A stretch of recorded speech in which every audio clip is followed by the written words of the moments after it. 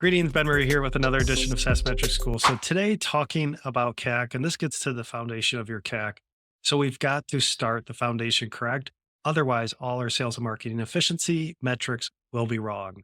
So with CAC, first, of course, CAC is new customer acquisition cost. It starts with our gross sales and marketing expenses, which we then have to allocate. So we can't forget about the allocation. We don't just take 100% of our sales and marketing expenses on our SaaS P&L and push that towards new customer CAC.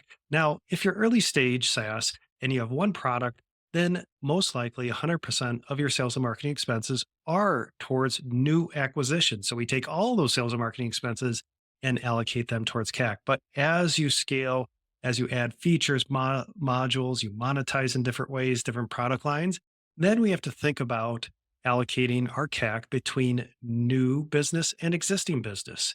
And generally, I see an allocation anywhere from 80-20. So 80% of our sales and marketing expenses towards new, 20% towards existing. Now, with marketing, generally, it's very high allocation towards new. Sales, it depends. Sometimes it's 80%. I've seen it as low as 60% towards new. So we have to have a good objective way to allocate sales and marketing expenses towards new and existing. And I update that allocation every month. Very important assumption, an often overlooked assumption when we calculate our CAC number, or if you're doing due diligence on CAC. So the next thing is, okay, we've got new versus existing set up. What about CAC segmentation? So if you are above 10 million, definitely we have to think about segmenting our CAC. Classic example is SMB versus enterprise. We go after SMB customers, lower price point. Enterprise customers, longer sales cycle, high price point. Maybe we have some professional services to get them up and running. We don't want to calculate aggregate CAC between those two profiles. It's meaningless. It's just too generic. We can't take action on that. So that's when we need to allocate our CAC between those two distinct customer profiles. Now, I've talked to a lot of SaaS companies and a lot want to allocate CAC so many different ways based on maybe an ICP, geo, pricing plan, but we are limited. We are constrained by our expense structure.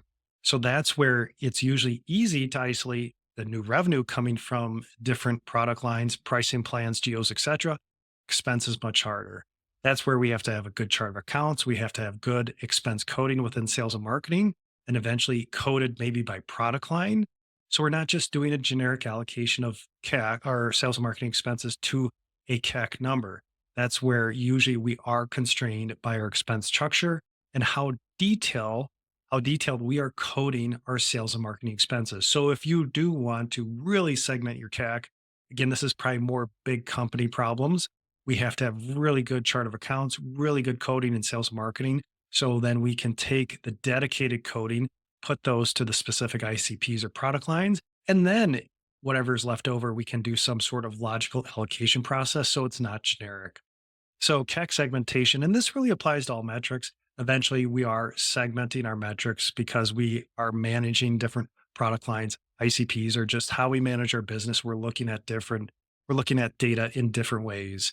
So don't forget, with your CAC, new versus existing allocation, look at that methodology. How are you allocating? Is it appropriate?